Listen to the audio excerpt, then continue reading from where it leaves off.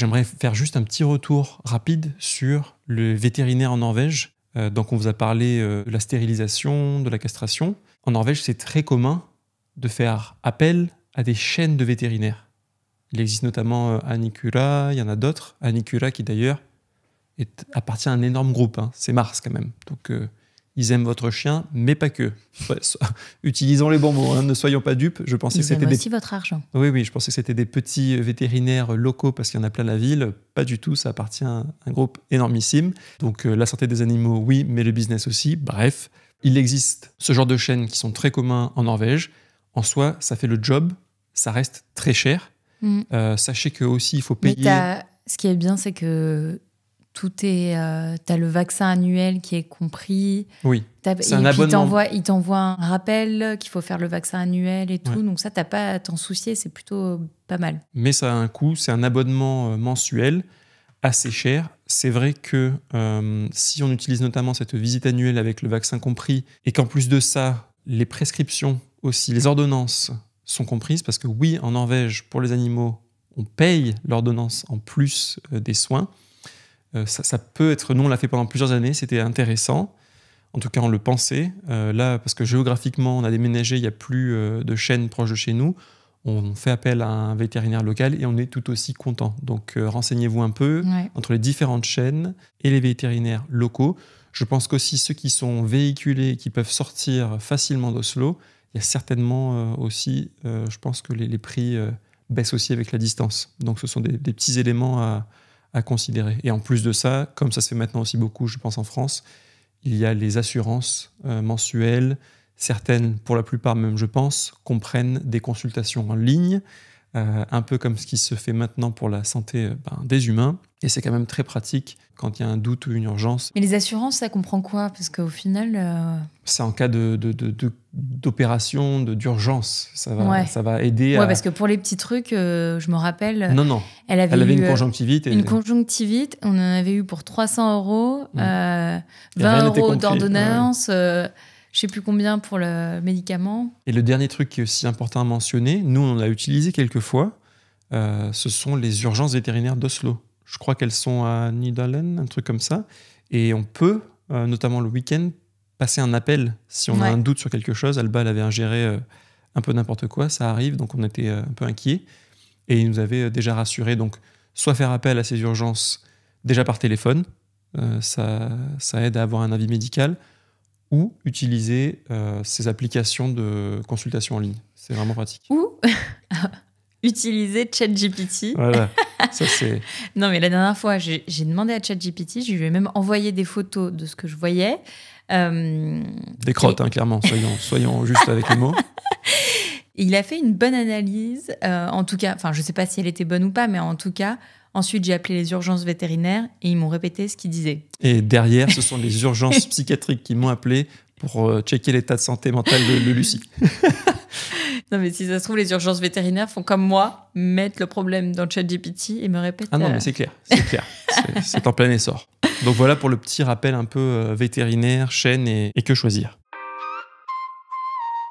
Et pour la beauté ? Pour la beauté des pattes et du pelage, donc nous on a un Samoyed, c'est une race, comme on l'a dit, très poilue. 2 mues par an pour les femelles, les mâles, il y en a peut-être qu'une, je ne sais plus. Donc il y a besoin de beaucoup d'entretien. Exactement, c'est vraiment beaucoup de boulot. On a dû acheter à la base pas mal de brosses, des sprays de conditioner pour enlever les nœuds au max. On le faisait assidûment avant d'avoir les filles. C'est vrai qu'avec les filles, on a moins le temps. Donc, on s'est tourné, de toute façon, rapidement, dès le début, vers les toiletteurs. Ouais. Là aussi, pas mal de choix différents. On a fait, nous, appel pendant longtemps aux toiletteurs d'une chaîne de magasins pour animaux qui s'appelle Musti, très présente dans les Nordiques. Et on était très contents. On a été super contents. Ils ont même des cours pour habituer votre chiot aux toiletteurs. D'ailleurs, petite anecdote... On amène Alba à un cours pour chiot pour toiletteur. Donc, c'était 30 minutes juste vraiment d'adaptation pour qu'elle découvre les locaux, la douche, etc. Ça n'a pas manqué. On l'amène, on la dépose et c'était une jeune fille toute mignonne, toute douce qui la prend. Je vous la ramène dans 30 minutes. Et là, elle passe derrière. On voit pas trop ce qui se passe. Et 30 minutes après, elle revient. Toute gentille, elle s'avance vers nous avec Alba.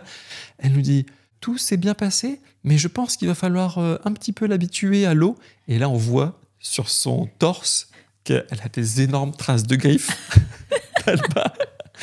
Donc la pauvre s'est faite malmener par Alba qui à ce moment-là devait faire la moitié de la taille et du poids qu'elle fait maintenant.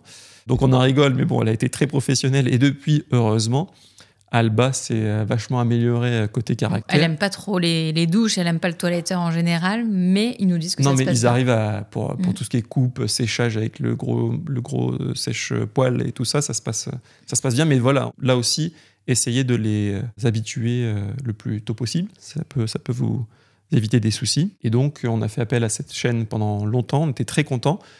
Pour un chien comme Alba, comme il y a un surpoil, un sous-poil, c'est beaucoup de travail physique et aussi en termes juste d'heures. Donc, ça nous coûtait aux alentours pour 2-3 heures de boulot entre, je crois, jusqu'à 2500 NOK, qui est aujourd'hui, avec le taux actuel, doit être à peu près aux alentours de 230 €. Donc, ça a un coût. Au début, il fallait un peu encaisser ça. Mais franchement, le résultat sur un chien, une fois de plus, aussi demanding, et puis, c'est incroyable. Puis ça dépend des races. Bien sûr. Ça coûte beaucoup moins cher pour les petites races, pour celles qui ont beaucoup moins de poils et tout. Oui, nous, c'est le travail de brossage qui est énorme. Nous, je pense que c'est un des prix le plus cher parce que c'est le chien qui a le besoin de plus de travail. Mais ça vaut le détour. Là, elle en sort, je peux vous dire qu'elle sent bon, qu'on peut passer dans ses poils tout doux. Sa peau respire, on respire. Enfin bref, pour nous, c'est un entretien qu'il faut faire. Pourquoi on le fait aussi assidûment, c'est parce que ces chiens-là, si jamais les nœuds ne sont pas enlevés, etc., elles pourraient avoir des irritations de la peau. Des problèmes de peau graves après. Ça peut faire des trucs assez graves. Donc, c'est pour ça qu'il faut vraiment bien le faire. Donc, n'hésitez pas à vendre un organe et avoir un chien qui est bien toiletté. C'est important. Et une fois qu'il est tout beau, on peut l'emmener en voyage. C'est clair. Différents types de voyages. On a un peu tout fait, nous. On peut peut-être commencer par le voyage en voiture, qui est peut-être le plus commun. Ouais, le plus commun, mais au final, nous, comme on avait pendant longtemps pas de voiture, elle n'était pas trop habituée. Donc, on n'a toujours pas. On n'a toujours pas. Et elle n'était pas habituée, donc ça se passe bien. Mais comme on vous disait au tout début, elle a toujours ce petit traumatisme des tunnels. Parfois, on n'a jamais réussi. Elle stresse un peu. Mais qu'est-ce qu'on a fait pour les voyages en voiture ? On essaye de faire des pauses régulières. Oui. On a acheté une couverture pour...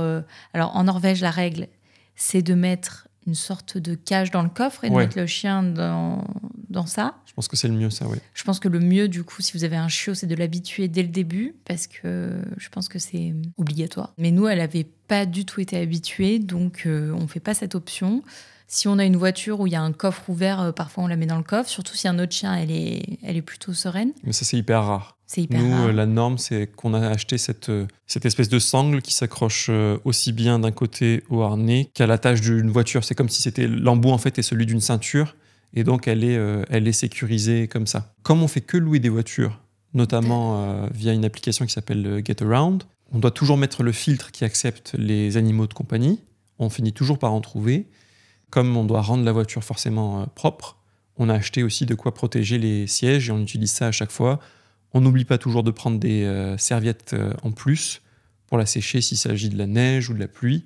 On prend des gamelles portatives qui se plient. Avec aussi la gamelle d'eau, une bouteille d'eau qui a une gamelle attachée. Ouais. On prend une laisse très longue. Comme vous l'avez compris, on va souvent tenir... voire tout le temps tenir Alba en laisse. Donc, on a cette grande laisse pour les occasions où on veut la tenir en laisse, mais qu'elle est quand même... Que ça lui laisse en tout cas beaucoup d'espace. C'est tellement... Voilà. Ça doit faire au moins une dizaine de mètres cette longe et ça lui laisse de quoi gambader. Et d'ailleurs, on n'en a pas acheté 36. Celle-ci est hyper durable. En fait, ce sont des ficelles de parachute, on nous avait expliqué, qui sont hyper résistantes. Et après, l'autre chose à laquelle on fait attention, forcément, c'est que quand on loue des logements, là aussi, on met un filtre animaux de compagnie et il n'y a pas de souci. Et donc là, on a couvert les trajets en voiture. Et en Norvège, je fais tout le temps attention. Enfin, il n'y a pas trop besoin de faire attention à regarder où promener Alba, mais quand on est en France, par exemple, je fais plus attention à être sûr qu'il les espaces verts autour. Il y a des espaces verts autour, quoi. Ouais. Ensuite, quelles sont les règles pour voyager en train avec son chien, par exemple? Alors, en Norvège, il faut acheter un billet. Parfois, il y a le billet chien directement et le prix est en fonction de sa taille. Mais je crois que pour les petits chiens, c'est une fois que ça dépasse une certaine taille qu'il faut payer. Je crois que les petits chiens qui, en gros, ne sont pas considérés comme prendre la place d'un adulte, D'accord. ne payent Je suis pas sûre ça, mais en tout cas, nous, Alba, il faut qu'on paye dans le train en Norvège. Alors, pour les trains grande ligne, je vais dire. Après, pour le métro, on la prend, elle paye pas, le bus, elle voilà, paye tout pas. ce qui est train, métro, tramway, bateau sur les îles d'Oslo, donc tout le réseau d'Oslo, il n'y a pas de prix additionnel pour les chiens. Mais si on veut prendre le train pour aller dans une ville un peu plus loin, là, il faut lui prendre un billet. Même pour aller à l'aéroport, non? Un tarif enfant, je crois. Oui, normalement, il y a quelque chose. Il me semble qu'il nous avait dit que c'était un tarif enfant pour le chien. Voilà, puis en parlant de l'aéroport, après, comment on prend l'avion avec son chien? Parce que c'est clair, ça, nous, c'est on rentre, pas une mince affaire. Depuis qu'on l'a, on est rentré souvent pour des longues périodes en France. Et du coup, on ne se voyait pas la laisser aussi longtemps garder en Norvège. Donc, on l'a emmenée déjà plusieurs fois avec nous. Je pense qu'on a fait en 4 ans et demi, bientôt 5 ans, peut-être 3 allers-retours. Au final, c'est pas beaucoup. Hein. On en a fait 2 autour du Covid et 1 cet été. Et donc, pour préparer le voyage, on a parlé notamment du passeport qui peut être fait chez le vétérinaire. Bien sûr, l'animal est pucé, tout ça est vérifié. Demander et parler au vétérinaire du voyage qui est prévu, s'y prendre beaucoup en avance parce que il y a des vaccins certains à faire, la rage notamment, je pense, et il y en a d'autres, selon aussi la destination où vous allez. En France et en Norvège, tous les vaccins ne sont pas les mêmes et ne sont pas forcément obligatoires. Il y en a davantage en France qui sont conseillés d'être faits. Il y a aussi des histoires de vermifuges. Ça aussi, il y a des sites spécialisés qui expliquent quelles sont les règles. Il faut demander au vétérinaire ce qui s'applique dans chaque cas, mais c'est pour ça qu'on insiste, que ce soit aussi bien le vermifuge que les vaccins, s'y prendre beaucoup en avance quand on planifie de voyager en avion avec son chien. En fait, je trouve qu'ils sont plus regardants quand tu reviens en Norvège. Ah oui, c'est clair. C'est à ça qu'il faut faire vraiment attention parce que... Oui, c'est plus dans ce sens-là, exactement. Ça nous est arrivé qu'à la douane, le douanier appelle le vétérinaire en France. Ah oui, ils avaient fait ça une fois? Ouais. Ah oui, je te rappelle pas. Punaise, impressionnant. Parce que je sais plus, il devait lui demander un truc, il voyait pas bien la date, ou je sais pas. Donc ouais, en France pour le coup, ils nous ont jamais rien demandé. Non, c'est ça, c'est exactement ça. En revenant en Norvège, que c'est hyper important. Eux font très attention. Oui, ils bipent la puce, ils regardent les vaccins, les vermifuges, ils regardent tout ça. Ils considèrent, j'avais demandé au vétérinaire, et ils considèrent qu'en gros, toutes les maladies sont surtout dans les pays du Sud et que eux, c'est comme s'ils étaient un peu sur une sorte d'île et qu'il faut que rien ne rentre. De trucs qui n'ont pas été bien contrôlés, quoi. Ouais. Donc voilà, et puis après, pour la partie avion, il faut acheter le billet d'avion avec le billet pour son chien. Ouais. Donc la plupart des compagnies, en tout cas pour aller en France, nous, on a pris Air France et Norwegian. Moi, le plus simple, c'était vraiment, c'est clair, net, précis. Norwegian, tu prends ton billet chien directement. C'était hyper carré, t'as pas de mauvaise surprise, t'as pas besoin d'appeler. Air France, je ne sais pas si ça a évolué depuis, mais c'est ceux qu'on avait pris parce qu'on voulait des vols directs quand on était... On veut toujours d'ailleurs des vols directs, mais en tout cas à l'époque du Covid, quand on a pu commencer à revoyager, on était très stressé à l'idée de faire voyager Alba en soute. On voulait que ce soit des vols directs, il fallait appeler, qui nous confirment que les billets qui nous intéressaient, c'était le bon modèle d'avion et tout ça. Donc on avait fait tout ça. C'est trop lourd comme process. Je trouve ça... Et en plus, on est arrivé à l'aéroport... Et ça n'avait pas marché. Exactement, là on touche une anecdote sensible, c'est que donc Alba était notre fille unique, la prunelle de nos yeux, on était hyper stressés, on avait essayé d'avoir certains médicaments pour la calmer, ça n'existe plus d'endormir son chien ou de vraiment le mettre KO pour les vols, c'est interdit, mais on avait quand même essayé des choses conseillées par le vétérinaire, et bref, on finit par embarquer, alors en plus avec Covid, nous aussi on avait dû payer les tests, ça avait été toute une logistique assez monstre. On va dans l'avion, Alba avait embarqué aussi, et là on nous dit, en fait... on n'a pas les bonnes sangles. Oui, exactement, on n'a pas les bonnes sangles, on ne peut pas attacher votre chien correctement.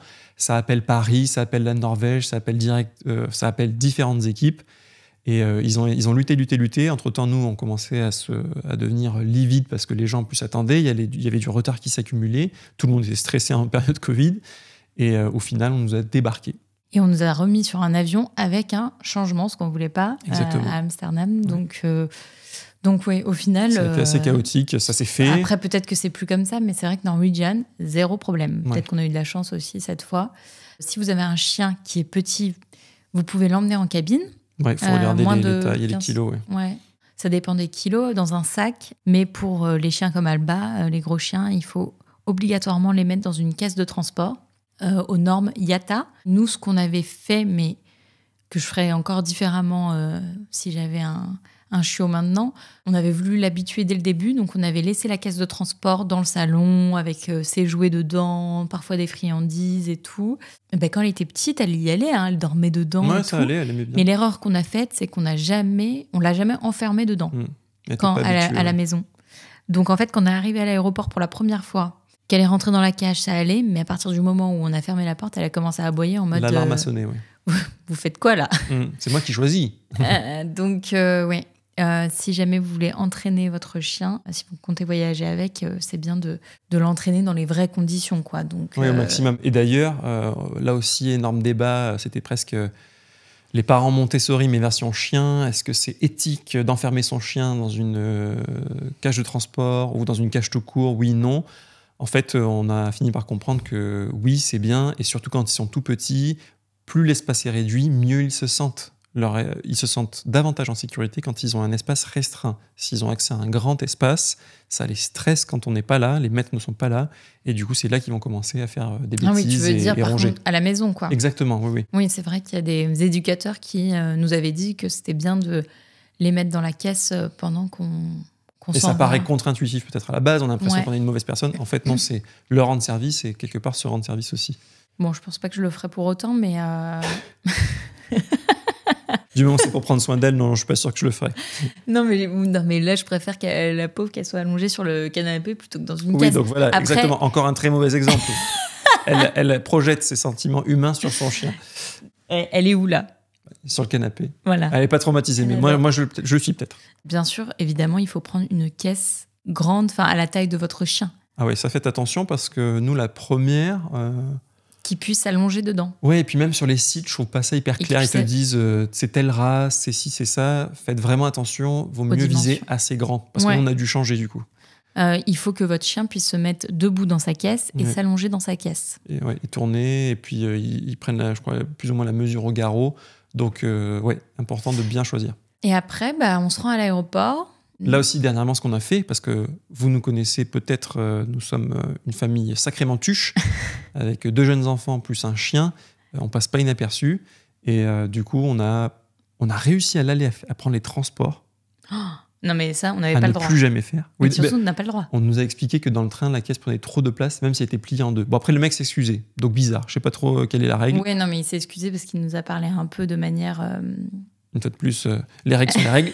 Voilà, mais non, on n'a pas le droit de prendre la caisse de transport dans le train, c'est trop gros. D'accord. Et pareil dans le train en France. Donc, assez compliqué quand tu veux te déplacer en transport. Du coup, ce qu'on a fait au retour... prendre une voiture avec un coffre assez grand. Non, mais voilà, du coup, c'est pas une voiture, on a pris un minibus. Carrément, c'était un van. On pouvait rentrer à 35, et c'était un taxi van, et on avait... beaucoup de place et ça allait. Bon, le mec a quand même hésité avant de nous prendre. Heureusement, on a réussi à le convaincre, mais on a cru qu'on allait rester dormir dans le froid sur le parking. Mais bon, ça l'a fait et on est rentré. Et une fois que vous arrivez à l'aéroport, du coup, faut arriver assez en avance. Essayer de faire tout l'enregistrement, préparer la cage, parce que certains sont plus pointilleux que d'autres. Ils veulent voir la cage fermée, la cage avec le chien dedans, et tout. Bon, il y en a qui ne demandent rien, ça dépend vraiment des personnes. Et ensuite, vous pouvez sortir devant l'aéroport. À Oslo, il y a un jardin devant l'aéroport, ce qui n'est pas le cas à Paris. Faire les besoins et tout, et la rentrée au dernier moment. En généralement, ils disent 1 heure. Une heure avant le vol. Voilà. Donc nous, on essayait de la mettre pas trop avant, qu'elle ait pas trop de temps dans la caisse avant de... Et pour le montage de la cage, comme ce sont une fois de plus les normes IATA, là j'entre un peu dans le détail, mais ça aussi, ça peut prendre entre 5 et 10 minutes parce qu'il faut en fait emboîter les 2 parties et après mettre tous les écrous autour. Il y a aussi avant ça la porte à mettre, les gamelles. Enfin voilà, c'est une petite logistique. Surtout là, on s'est rendu compte avec les 2 filles toutes petites. Tout prend énormément de temps. Tout le monde est un petit peu stressé que tout se passe bien. Donc, laissez-vous un max de temps pour ça. franchement, à chaque fois, on est tombé sur des personnes très sympas qui s'occupaient d'elle. Bienveillantes en général, oui. Bienveillantes. Du coup, c'est dans la partie bagage XXL, je ne sais plus qu'on a, bagage hors format, qu'on la dépose. Et les gens étaient à chaque fois très, très bienveillants. On l'entendait partir parce qu'elle aboyait. C'était un peu... Ça passe pas inaperçu non plus, les tuches. Voilà. Et puis après, dans l'avion, on vérifie avec le personnel si elle est bien montée à bord. Parfois, je me rappelle d'un steward qui est venu me voir et qui m'a dit, parce qu'on l'entendait en fait aboyer quand elle rentrait dans la soute, et il m'a dit « As you can hear, the lady is on board ». Donc, comme vous pouvez l'entendre, votre chien est à bord. Et après, on nous avait dit que ils mettaient... Alors, ils sont pas avec les bagages. Ils sont dans un compartiment spécial pour animaux. Il y a de la lumière, il y a la température. Je crois même que c'était possible pour eux d'aller les voir. Non, alors non, ça gros mytho. J'ai demandé, c'est faux. Ils peuvent aller les voir avant le vol. Ah, c'est ça. Et en général, il y a quelqu'un de l'équipage qui va voir que tout est sécurisé et tout ça. Ils font un check avant. Pendant le vol, il n'y a pas de... Oui, je me disais, mais ils peuvent pas... Oui, il n'y a pas d'endroit. Si vous avez une connexion, être bien sûr qu'elle est dans le deuxième avion. Nous, on l'a demandé, ça, ils ne pensent pas forcément, mais il ne faut pas hésiter à leur en parler directement. Voilà. Et ensuite, à l'arrivée, demander où arrivent les chiens, parce que ça n'arrive pas forcément comme les bagages hors format. Il y a encore quelque chose parfois de spécial pour animaux, oui. Voilà, vous le récupérez et puis généralement ils sont très contents. Si vous êtes en France, passez le moulin, donc vous passez sans problème. Si vous arrivez en Norvège, notamment à Oslo, il faut passer forcément par le couloir quelque chose à déclarer, et la douane vérifie alors son passeport, sa puce, ses vaccins sont vermifuges, et hop, après on passe. Voilà, c'est un peu le meilleur moment du voyage, c'est quand on la retrouve. Oui, c'est clair, c'est le soulagement, et on sait que c'est pas un moment certainement très agréable pour elle, ça ne l'est pas non plus pour nous, mais c'est pour ça qu'on a limité au maximum les voyages avec elle. Là, on va essayer de faire en sorte que ça n'arrive même plus. Mais en fait, c'était pour les voyages qui duraient plus de 3 semaines. Oui, bien sûr, gros, mais c'est ça. Voilà, mais dès qu'on part une semaine, un week-end et tout, on choisit l'option de garde. Et c'est notre prochain sujet. Quelles sont les options un peu de garde? Qu'est-ce qui est possible? Bon, il y a toujours l'option facile qui sont les amis, la famille, les voisins aussi. Et si ça, c'est pas possible, il y a les applications de dog sitting qui sont... Nous parlons en connaissance de cause, parce qu'on était de l'autre côté avant, où c'est nous qui gardions des chiens. Et là, en fonction des personnes et tout, il y a vraiment de tous les prix. Dans Oslo, il y en a vraiment partout, les dog-sitters. Donc ça peut être une bonne option. Peut être, d'ailleurs, il faut réfléchir aussi à la garde, pas forcément quand on part longtemps. Ça peut être, en général, il y a les dog-sitters qui proposent juste des promenades. Et nous, ça peut arriver aussi qu'on ait des besoins spontanés pour nous soulager, notre logistique quotidienne. Il peut y avoir juste un daycare. Donc à la journée, nous c'est ce qu'on faisait d'ailleurs quand on était dog-sitter pour plusieurs chiens. Le chien arrive le matin, le maître le récupère en fin de journée. Et après, il y avait ce qu'ils appellent des day pass, où là, le chien reste la journée, plus la nuit. Et alors là, pour le coup, le chien peut rester limite 2 jours, mais le tarif se fait à la nuit. Il y a aussi l'option où donc, il est gardé chez le dog-sitter, mais il peut être aussi gardé chez vous. Il y a plusieurs applications. Nous, on utilisait beaucoup Pocheck, mais il y a aussi Rover. Je crois il y a Rover qui s'appelle, Ouais, et il y en a d'autres. J'ai vu récemment, là, j'ai regardé, il y en avait après, il y a aussi, des nouvelles que je connaissais pas. Il y a d'autres applis, puis il y a aussi des groupes Facebook qui existent. Il y a des groupes Facebook. Il y a des hôtels pour chiens. Nous, on n'a jamais essayé, mais on a nos amis qui ont aussi un samoyed qui l'ont fait et qui maintenant, je crois qu'elles font tout le temps ça. Qui ont trouvé ça très bien. Le coût est plus élevé, il me semble, qu'un dog-sitter, mais ça a une certaine flexibilité aussi. Ouais. Puis en plus, c'est dans les alentours d'Oslo, ils sont dans la nature et tout, ça a l'air vraiment top. Et aussi, une autre option que nous, on a faite récemment, c'est via les étudiants francophones qui viennent à Oslo pour étudier. Ouais. Parfois, ils sont en recherche de petits boulots. Et c'est comme ça qu'on a trouvé nos 2 dernières dog-sitters. Et d'ailleurs, Laurette est venue témoigner sur le podcast de son année Erasmus. Et à la base, on le raconte aussi dans cet épisode-là, mais on a été amené à la connaître parce qu'elle avait fait des annonces sur un groupe Facebook francophone. Et elle était devenue la dog-sitter d'Alba pour certains jours. Ouais. Dernier sujet qu'on voulait aborder, c'est quand on a eu un chien avant d'avoir des enfants, comment préparer son chien à l'arrivée du bébé. Nous, on s'était un peu renseignés. Mais notamment, on avait posé la question pendant nos cours de chiot. parce que je pense qu'il y a une période où on en faisait, tu devais être enceinte. Maintenant, ça me revient. Et on avait parlé, ça se voyait, qu'on allait accueillir un bébé. C'est une dame qui donnait les cours qui nous avait dit, quand vous serez à la maternité ou à l'hôtel pour parents, donc d'ailleurs il faudra qu'on en parle dans le futur, prenez un body du bébé qui a été porté par le bébé, prenez même une couche qui a été portée aussi par le bébé et amenez-la au chien avant que le bébé soit ramené à la maison. Ce qui permettra que le chien se familiarise avec l'odeur. Et elle nous avait aussi dit que pour les chiens, des si petits bébés, à cause de l'odeur qu'ils ont, ou justement peut-être qu'ils n'ont pas, ils ne les reconnaissent pas encore en tant qu'humains. Ils ne savent pas trop ce que c'est. Et du coup, c'est ce qu'on a fait.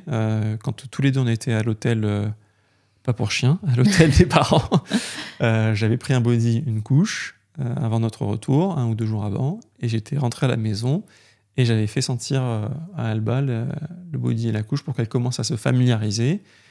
Et ensuite, quand on est vraiment rentré avec Gisèle, je lui avais présenté le Maxi Cosi dans lequel il y avait Gisèle. À elle d'abord, avant, on était sur le palier de l'appartement, elle était venue la sentir, l'accueillir. On lui avait fait un petit moment limite privilégié de rencontre. Ouais. Ah ouais, j'ai exactement le moment dans la tête. Puis après, alors ça dépend du chien qu'on a. Nous, Alba est très très douce avec les bébés et les enfants en général, donc on n'a pas eu besoin de mettre des choses en place en particulier. Non, il n'y avait pas de jalousie, de compétition. C'est une race très famille et on en a eu l'exemple avec elle. Ouais, mais certains propriétaires de chiens, du coup, achètent un parc avec des barrières pour quand ils veulent mettre leur bébé sur le tapis et tout, pour que le chien puisse pas aller voir le bébé et vice-versa. Ça peut être une solution. Et c'est vrai que ça peut aussi parfois être, comme tu dis, vice-versa, parce que en grandissant, dès que le bébé arrive à faire du 4 pattes, par exemple, Gisèle peut être un peu intense avec Alba. Les poils, elle adore ça, elle se met dedans. Là, c'est un peu plus maintenant la période de Gabriella de faire ça. Ouais, heureusement qu'elle est extrêmement patiente. Ouais. Mais si vous avez un chien que vous connaissez pas très patient, ou qui n'aiment pas les enfants, je crois qu'il y a des maîtres qui savent que leurs chiens n'aiment tout simplement pas les enfants parce qu'ils ont des comportements imprévisibles, entre autres. Faites bien attention, ils risquent de réagir. Trouvez un endroit pour les gamelles où votre bébé ne fera pas une pool party avec la gamelle d'eau. Ou n'essaiera pas de goûter les croquettes. Voilà. Et puis après, c'est une petite organisation pour les sorties avec bébé. Mais ça peut être pratique. Alba nous a parfois tiré la poussette. Ouais. Bon, elle est un peu plus flemmarde maintenant. C'est clair. Mais ça se fait bien. Nous, on a acheté aussi une ceinture qu'on met autour de nous et tu accroches la laisse. Moi, notamment pendant mon congé mat, quand je sortais avec la poussette, ça m'est arrivé pas mal de fois de l'avoir comme ça. Comme ça, j'avais les 2 mains sur la poussette. Et puis, ça permet de libérer les mains, c'est vraiment bien. Il y a quand même une petite logistique, parce que ici, en plus, ce sont des grosses poussettes. Donc, c'est pas tout simple, mais une fois qu'on a pris le coup, ça marche bien. Puis après, il faut trouver un peu le rythme qui va bien. C'est sûr que c'est du boulot, mais après, moi, c'est un boulot que j'adore. Enfin, quand je vais la sortir et tout, c'est mon moment de la journée où je marche, je fais de l'activité physique et je m'aère l'esprit, quoi. Et puis, ce qui est bien, c'est que quoi qu'il arrive, tu es obligé de sortir tous les jours avec ton chien, quelles que soient les conditions météo. Et même si ça paraît contraignant, moi, je trouve que surtout, nous, ça nous arrive beaucoup de travailler de la maison et tout. Ça nous permet de sortir de la maison, de s'aérer, quoi qu'il arrive. Et moi, c'est un de mes moments. Je ne veux pas dire que c'est mon moment préféré, c'est un de mes moments préférés dans la journée. Maintenant, on avait parlé de la logistique, donc on l'emmène, on va déposer les filles à l'école avec elle. Et ensuite, on revient à la maison comme on travaille de la maison. Histoire de quand même garder une petite empreinte tuche au quotidien, quoi. Ouais, c'est-à-dire qu'on débarque avec l'énorme poussette, les 2 filles, le chien, ça. Mais bon, on passe pas inaperçu. On peut pas renier nos origines, on va dire. Ouais. Et puis. Et heureusement, d'autres familles font ça. On n'est pas les seuls. Ouais. Si on peut le midi, on fait une petite pause pour aller la promener. Et ensuite, l'après-midi aussi, soit on l'emmène se promener avant d'aller chercher les filles, soit on va chercher les filles avec elle. Et une fois que les filles sont couchées, là, on fait la balade du soir. Donc avoir un chien à Oslo, c'est pas compliqué. Il y a quelques éléments à prendre en compte. On espère qu'on vous a donné des clés, que ce soit à Oslo ou en France même, sur comment envisager et appréhender l'arrivée du chien, comment se préparer, coupler ça avec le voyage, les enfants et autres. Oui, ce qui est sûr, pour résumer, c'est que Oslo, c'est quand même une ville très dog-friendly et que si vous avez un chien à Oslo, il sera certainement très heureux. Merci beaucoup de nous avoir écoutés. N'hésitez pas à nous demander s'il y a des sujets, si vous avez des questions par rapport à ça, des sujets qu'on n'a pas abordés. N'hésitez pas à nous lyncher aussi. Ça peut arriver si vous n'êtes pas d'accord avec l'histoire des cages ou des règles pour chiens. Non, je plaisante, ne nous lynchez pas, mais on comprend forcément qu'il y aura d'autres points de vue. Et on vous dit à très bientôt chez nous. Sous les aurores. Si cet épisode vous a plu, pensez à nous laisser une note et un avis sur votre application d'écoute préférée. Ou un commentaire sur YouTube, ça nous aide énormément à faire grandir le podcast. Merci et à très vite pour le prochain épisode.